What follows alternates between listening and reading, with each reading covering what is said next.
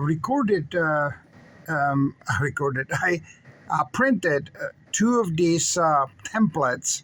What are they meant for is to make the glass or the mirror, and then you can mark it out and then cut it out and put it in here.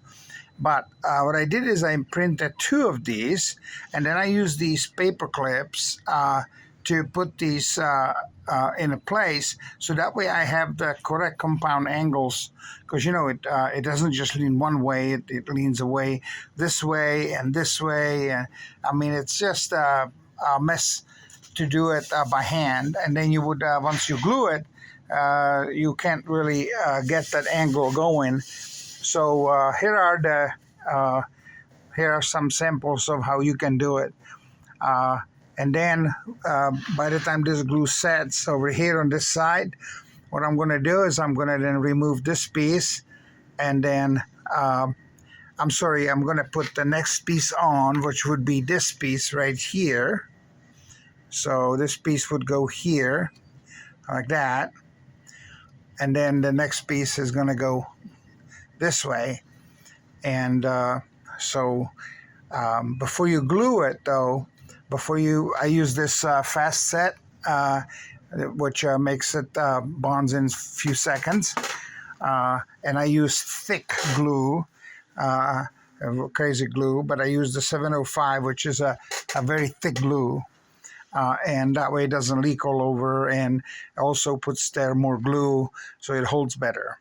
One other thing is I forgot to mention is that I file down all the sides, because then that has a little rough texture, and then that glues better. Okay,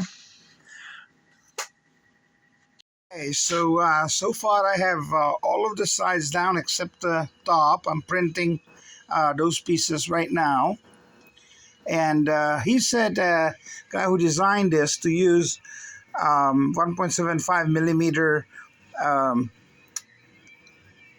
filament in these little holes. I don't know if you can see the holes or not, but there's basically two holes on each side. I've been using a copper wire and a 14 gauge, and it works way better than the filament itself. So that's how it looks so far, and I hope I'm going to get it done tomorrow. When the print takes so long, these things takes a very long time to print, but I'm going to have it hopefully done by Monday, which is tomorrow, and it's going to be a huge dodecahedron. I'm very, very excited. It is without the mirrors. It's working. I have a slow color changing chip in it right now.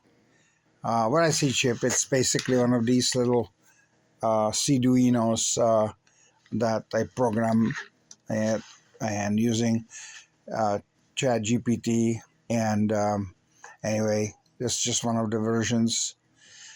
Anybody can pretty much so do it on ChatGPT. Just have patience with it.